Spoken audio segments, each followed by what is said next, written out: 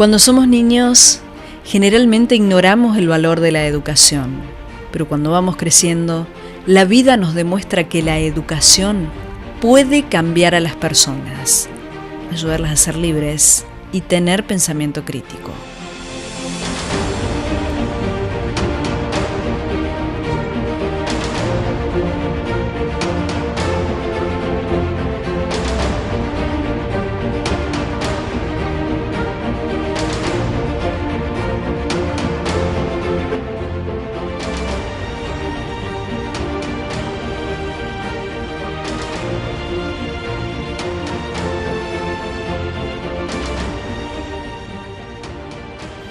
Después de mucha búsqueda, descubrí que las personalidades que cambiaron el mundo lo hicieron gracias a la educación.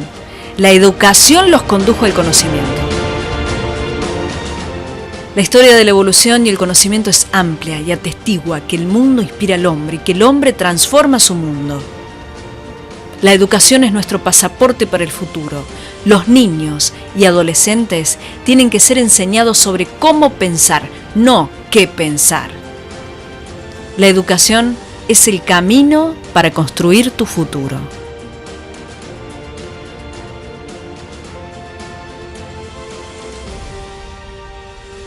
Proyecto Educativo, un espacio de Instituto Carlos Saavedra Lamas.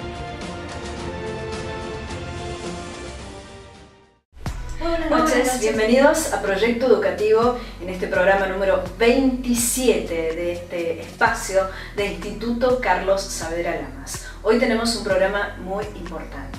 Tenemos una visita reconocida a nivel nacional. Va a estar con nosotros en un ratito en el living el doctor Roberto Rosler. Él es especialista en neurociencias. Antes que nada, le vamos a agradecer a la licenciada Sonia Peirone, directora de Educación, que hizo posible que el doctor pudiese estar esta noche con nosotros. Vamos a un informe y a la vuelta ya estamos aquí con el doctor Rosler, quien es médico neurocirujano egresado con diploma de honor de la Universidad de Buenos Aires. Actualmente ocupa el cargo de doctor académico de la Asociación Educar para el Desarrollo Humano. Vamos a ver el informe y a la vuelta. Estamos aquí con el doctor en el living.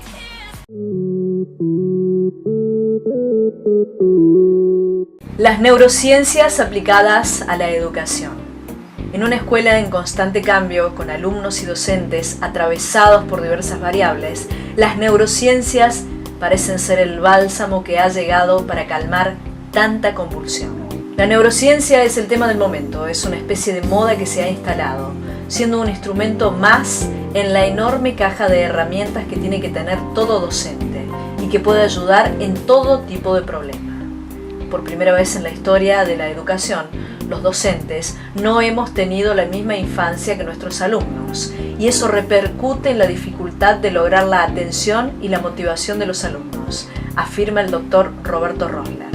La preocupación de gran parte de los docentes es cómo se puede ofrecer una enseñanza más adecuada a los alumnos de hoy, que son nativos digitales y tienen una manera de pensar diferente a la de ellos. Para los especialistas dedicados al estudio del cerebro, las neurociencias y la neurobiología pueden colaborar para tener una pedagogía más adecuada al tipo de alumnos que pueblan las aulas de hoy. Porque en este momento, por primera vez en la historia, la forma de pensar de los alumnos es radicalmente distinta a la de los docentes. Será cuestión de tiempo para observar los cambios que promete la implementación de las neurociencias en el campo educativo.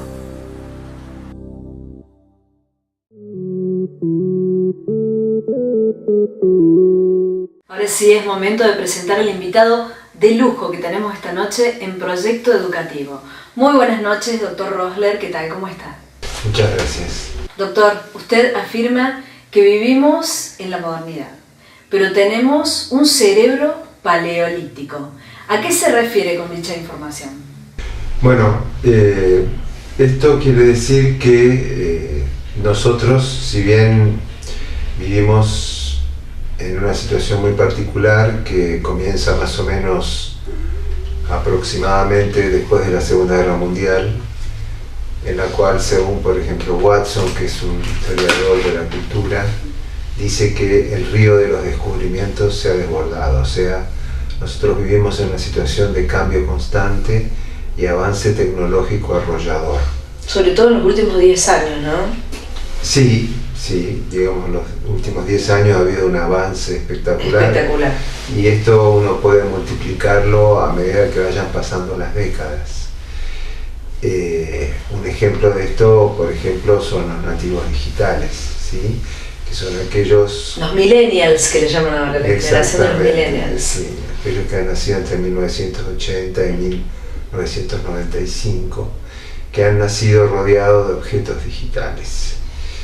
Y todos nosotros suponemos que nuestro sistema nervioso está adaptado a este cambio arrollador. ¿Y no es así? No es así, porque nuestro sistema nervioso central está brillantemente adaptado al Paleolítico. Y si nosotros pensamos, y somos humildes, nosotros recién hace 8.000 años, en la media luna fértil, lo que actualmente es Irak, recién ahí empezamos una vida sedentaria, urbana, con clases sociales, pero como especie existimos hace 200.000 años. Quiere decir que durante 192.000 años vivimos como en el Paleolítico, y recién hace 8.000 años pasamos a un estilo de vida urbano, y recién hace 70 años que empezamos a tener este gran cambio tecnológico. ¿Qué implica esto? Que en el Paleolítico nosotros vivíamos en forma nómade, sin clases sociales, sin tener que trabajar, y lo que es mucho más importante, el estrés era una situación rara. Por ejemplo, que nos atacaron tigres. Pensemos también que en el Paleolítico no había ni impuestos, ni políticos, ni familia, ni suegra. Realmente lo cual implica mucho menos estrés, ¿no? Todo lo que está mencionando. Sí, para mí era una época dorada. Todo el mundo me dice, Roby, bueno, pero vivíamos nada más que 20 años. Bueno, pero eran 20 años de alta calidad. Si yo pienso, yo tengo 60 años y me quiero poner a calcular cuántos años de alta calidad he vivido, no llego ni a un pedacito de esos 20 años. Y de ahí vienen toda esta catarata de patologías psicosomáticas, ataques de ansiedad, estrés postraumático, fobias, porque estamos trabajando con un aparato que está adaptado a un ambiente ancestral en el cual no vivimos hace muchos años. Doctor, ¿cómo pueden ayudar las neurociencias para tener una pedagogía más adecuada a los alumnos que tenemos hoy? Y dentro de bastantes cosas que faltan en los profesorados, sería interesante que los docentes supieran cómo funciona esto, para darse cuenta que hay estrategias didácticas muy enraizadas clásicamente en la docencia, que en vez de ir a favor de la enseñanza van en contra de ella. ¿Y qué estrategias sugiere usted que se pueden aplicar desde este enfoque? Las que cumplen con una didáctica cerebralmente amigable son las maestras jardineras, ¿sí? Usted solamente entra a un aula de jardín de infantes y se da cuenta que ahí uno está enseñando en función de cómo el sistema nervioso central lo necesita. Los alumnos pueden estar sentados, pueden estar acostados, pueden estar parados, tienen múltiples esquinas con distintos tipos de juguetes, y yo he leído la Constitución, no está escrito, está en la Constitución. De pronto, cuando se pasa a la primaria, usted tiene 30 alumnos sentados, inmóviles, silenciosos, mirando la nuca de su compañero. La parte más evolucionada de nuestro sistema nervioso central, que es el neocórtex, o sea, la corteza nueva, que está relacionada íntimamente con nuestros procesos cognitivos para pensar y razonar, fue desarrollada para tener la vida de un predador activo. Un predador activo no está sentado desde las 8 hasta las 13 o peor, desde las 8 hasta las 17. Segundo, el 50% de la sinapsis de nuestro sistema nervioso central tiene neurotransmisores excitatorios. Por lo tanto, ese sistema nervioso no está acostumbrado, ni desea, ni le gusta estar inmóvil.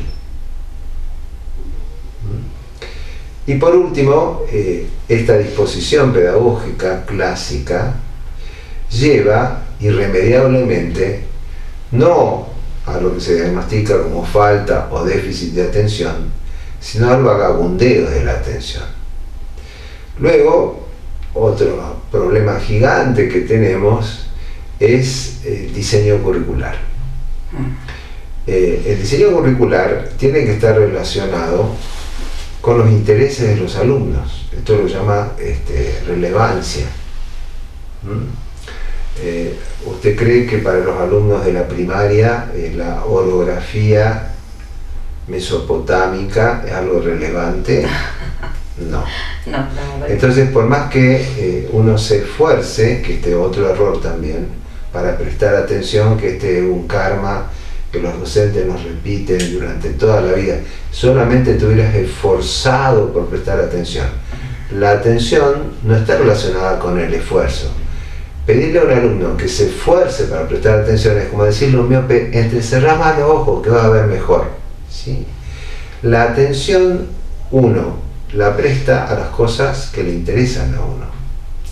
Y además, y acá estamos sumando error sobre error, generalmente nosotros, por esa falta de interés, estamos forzando a nuestros alumnos que estudien amnésicamente de memoria los contenidos. O sea, para olvidarlo al otro día. No, si el alumno sale, va a orinar y en la primera vez que orina, claro, expulsa inmediatamente todo. Pero hoy en día, que ellos tienen un rectangulito en la mano, en donde están todos los contenidos que yo puedo darles, y mucho más interesantes, no hay que esforzarse tanto en los contenidos. Yo pienso que los contenidos deben ser una excusa para basarse sobre otras cosas que no lo encuentran en YouTube o en Google, que es los procesos de aprendizaje, pensamiento creativo, resolución de problemas. Porque, por ejemplo, un niño que entra hoy en la sala de 2 de jardín de infante va a terminar la secundaria en el 2030 y nosotros no sabemos cuál es el mercado laboral en el cual se va a enfrentar. Nuestros alumnos son muy diferentes, ¿sí?, a lo que han sido los alumnos 30 años atrás. Son nativos digitales y además aprender con la práctica.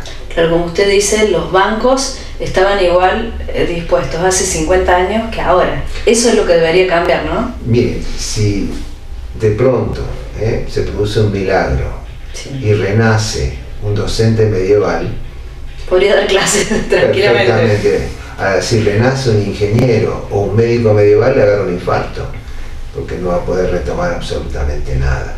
O sea, nosotros estamos muy atrasados en estas cosas. ¿Cuáles deberían ser los cambios? El que habría que hacer ya, el primero. Primero, quemar en una hoguera la mayoría de los programas que existen, y con esto no me refiero solamente a la primaria y a la secundaria, me refiero a los programas universitarios, a los programas de las maestrías. Ser mucho más empático con el alumno que tenemos, aprender con el cuerpo.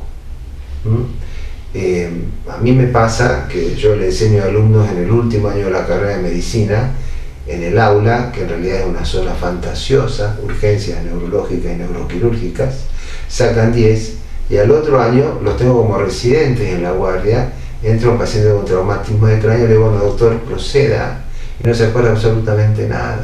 ¡Qué miedo, doctor! ¡Qué miedo! Pero ¿qué sucede?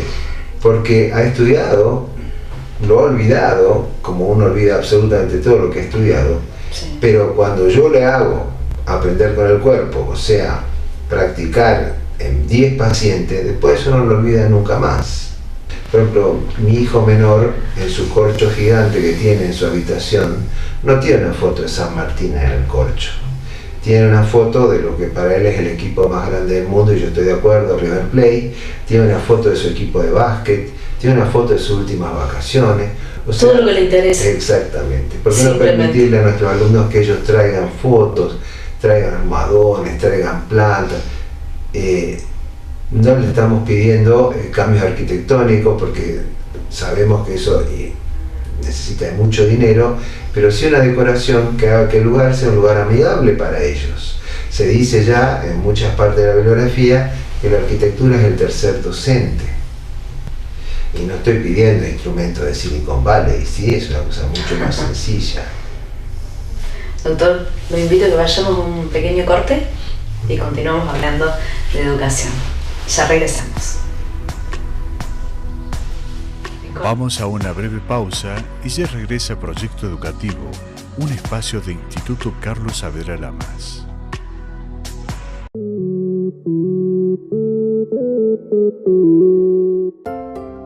Instituto Carlos Saavedra Lamas. Comprometidos con la excelencia educativa desde 1980. Equipo docente de primer nivel. Excelente entorno de aprendizaje y crecimiento para niños y jóvenes. Acompañando el crecimiento. Construyendo futuro. Instituto Carlos Saavedra Lamas. En Farmacia Bortolín sabemos que lo más importante es tu familia. Es por eso que te brindamos surtido, calidad y buen precio en medicamentos, para que siempre que lo necesites puedas brindarle el cuidado que se merecen. Farmacia Bortolín, Esperanza 1838, Barrio Castañino, Río Tercero.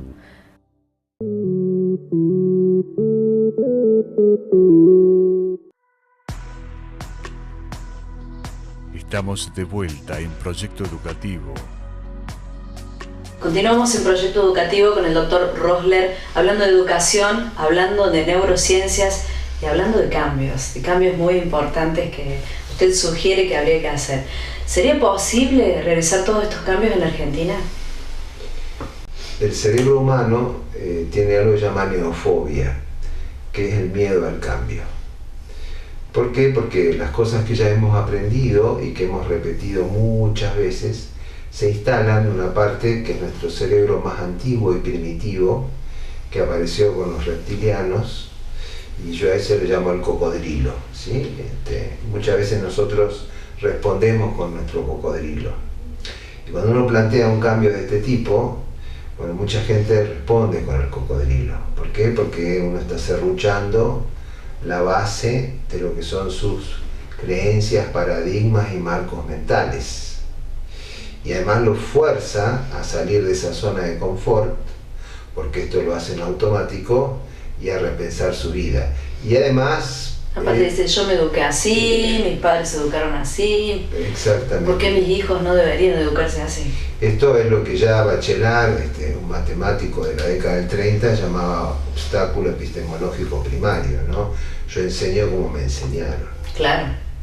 Entonces, hay que ir pensando este cambio centrado en los profesorados, centrado en la gente más joven que se va formando, que como ya es un nativo digital y ya ha sufrido este sistema, es más probable que lo pueda entender. Claro. Luego también este cambio tiene que ser discutido con aquellos que diseñan los programas. Uno de los problemas graves que hay es que mucha gente que diseña los programas no es gente de aula.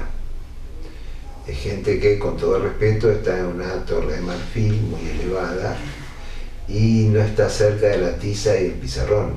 Yo soy un humilde docente de aula, ¿sí?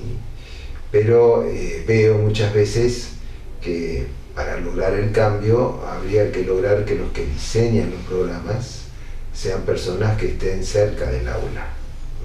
Doctor, cada vez hay más problemas, hay más niños con problemas de aprendizaje. Antes no se hablaba tanto de problemas de aprendizaje. Estaba el que quería estudiar y el que no quería estudiar. La escuela tradicionalmente tiene una única forma de enseñar historia, una única forma de enseñar lenguaje y una única forma de enseñar matemática. ¿Alguien tiene 30 clones en el aula? No. Son 30 alumnos diferentes. Totalmente. Por lo tanto, si la escuela ofrece una única manera de enseñar y yo no tengo 30 clones, es obvio que alguno de esos 30 no va a aceptar esa forma de enseñar. Cuando sucede este escenario, lo primero que se piensa es que esa persona que se resiste a esa forma de enseñar dice, no está aprendiendo, no tendrá algún problema, y ahí salta también alguien dice, no tendrá un trastorno, y de taquito lo pasan a un gabinete, ¿sí? Sí. Y en el gabinete no habrá una persona que dirá, no tendrá un problema neurológico, y de taquito lo pasa a un neurólogo o un psiquiatra infantil. Y en general, lamentablemente, estas consultas médicas duran 15 minutos y ya sale etiquetado con un acrónimo raro, TGD, ADD, TOC, y también en el combo, generalmente, no estoy englobando todos los médicos, pero muchos lo hacen, en el combo sale con un psicofármaco. Es muy rara esta epidemia que tenemos, de que el 10% de nuestros alumnos varones tengan ADD o trastornos de atención. Es imposible que se haya producido una mutación genética que en tan poco tiempo tengamos todos estos niños. Sí. Entonces, lo que sí ha cambiado mucho es, por un lado, la estructura familiar y la mirada con respecto a la escuela. Por ejemplo, mi madre, que era una inmigrante húngara, una campesina analfabeta, si mi maestra de primer grado inferior le ponía que Robin no había prestado atención, me hacía la ortodoncia con el reborde de la mano, ¿sí? Entonces, para mí, prestar atención era una cuestión de supervivencia, y yo prestaba mucha atención. Por supuesto, esto me generó muchos trastornos neuróticos, pero mi señorita Elsa no tenía muchos problemas con que yo prestara atención, porque del otro lado había una persona que lo que decía la seño era palabra santa. También tenemos otro tipo de niños en el aula que se sienten empoderados para expresar la resistencia o el desacuerdo. Entonces, hoy en día la educación es un arte de frontera. Por primera vez en la historia de la educación, docentes y alumnos no hemos compartido una misma adolescencia. Yo me acuerdo, mi profesor de latín, el Tano Macialino, que por más que pensaba que, como me gustaba Palito Ortega, y él pensaba que eso era diabólico, pero él y yo habíamos compartido una adolescencia parecida, por lo tanto podíamos comprendernos mutuamente. Hoy en día no, tenemos adolescencias radicalmente diferentes. Sí. Y van a venir los adolescentes a preguntarme a mí. Yo tengo el primer año de la universidad donde todos tienen 18 años, yo tengo 60, hay 42 años de diferencia. Por eso yo siempre digo que el docente es como una máquina de surcir intergeneracional. Ahora van a venir los alumnos adolescentes a preguntarme a mí cómo fue mi adolescencia. No, soy yo el que tengo que acercarme a la frontera y preguntarle a ellos qué libros les gustan, qué música. De hecho, hago una encuesta sobre esto. ¿Por qué? Porque yo, por ejemplo, lo que más me gusta es la frutilla con crema. He ido a pescar muchas veces con frutilla con crema, y el único que pesqué fue un refrío. Y vi que mis colegas, pescadores, usaban algo asqueroso que era el gusano, que era lo que les gustaba al pez y picaba mucho. Bueno, muchos docentes todavía seguimos enseñando con frutilla con crema, que es lo que nos gusta a nosotros. Y hay que usar la estrategia del pescador. Hay que ir a enseñar usando las lombrices, pero para eso tenemos que conocer dónde está la estética, el placer, el hedonismo de nuestros alumnos, para poderlos captar atencional y desde el punto de vista motivacional. Doctor, ¿el aprendizaje y la educación física van de la mano? Totalmente. ¿Por qué? Bueno, por varios motivos. Por un lado, porque aprender con el cuerpo es una de las formas de aprendizaje más poderosas que hay. Enseñar con el cuerpo tiene dos ventajas enormes. Por un lado, lo que aprendemos con el cuerpo no lo olvidamos jamás. Uno no puede olvidar cómo andar en bicicleta, cómo nadar o cómo manejar. Y la otra enorme ventaja que tiene es la transferencia. Nosotros enseñamos a nuestros alumnos pensando que después lo que nosotros les enseñamos lo van a aplicar en la vida diaria. Y por ejemplo, nosotros les podemos enseñar a alguien a nadar en una pileta y después lo va a aplicar y puede nadar en un lago o en un mar. Por otro lado,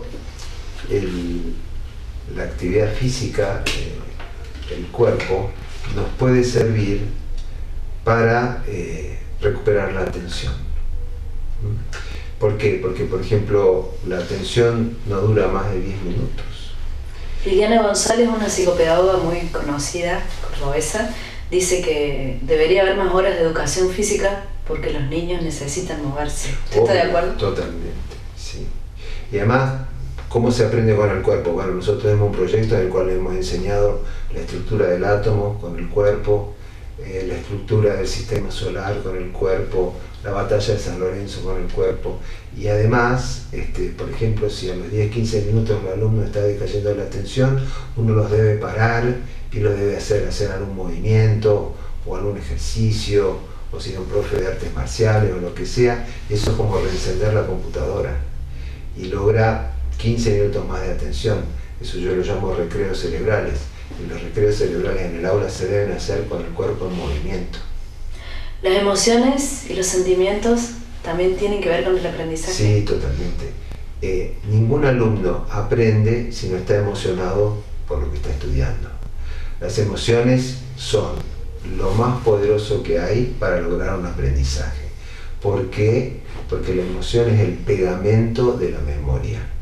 Sin emoción no hay recuerdo. Yo recuerdo perfectamente bien lo que yo estaba haciendo el día que la Argentina jugaba la final con Alemania y nuestro director técnico era un famoso filósofo, Diego Armando Maradona. Yo me acuerdo que tenía que dar clase en una universidad, en una diplomatura, en un día sábado, y bueno, yo iba tranquilo y mis alumnos me hicieron un piquete, me dijeron: no, profe, vamos a ver el partido. Yo, qué autoridad tengo, terminé en una estación de servicio viendo por una tele el final. ¿Qué hice el sábado, el viernes anterior, el domingo posterior? Yo no tenía idea. Nada. Entonces, introducir estímulos emocionales asegura que el alumno lo va a recordar. Doctor, ha sido un placer. Muchas gracias por venir al proyecto educativo y bienvenido a Río Tercero. Bueno, muchas gracias, el placer es mío. Lo esperamos la próxima, ¿eh? Bueno, así seguimos conversando. Continuamos con más proyecto educativo después de la pausa. Vamos a una breve pausa y ya regresa Proyecto Educativo, un espacio de Instituto Carlos Saavedra Lamas.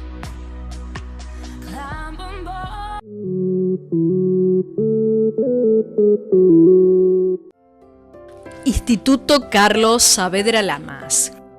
Comprometidos con la excelencia educativa desde 1980.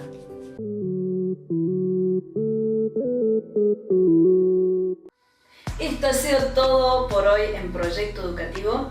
Nos despedimos hasta el próximo programa, no sin antes agradecer nuevamente a la licenciada Sonia Peirone y también al doctor Rosler por estar aquí con nosotros en Proyecto Educativo. Nos vemos la semana próxima.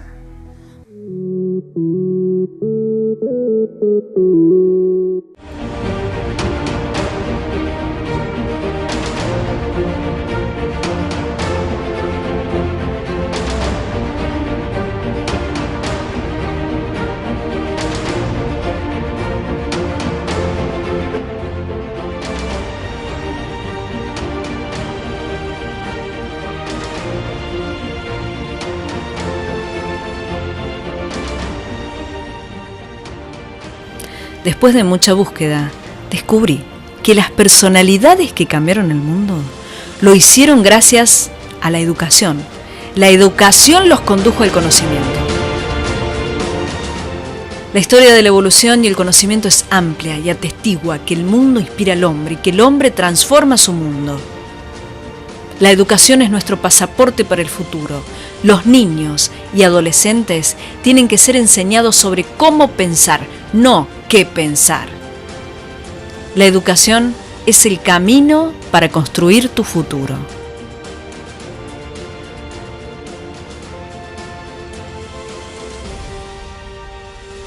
Proyecto Educativo, un espacio de Instituto Carlos Saavedra Lamas.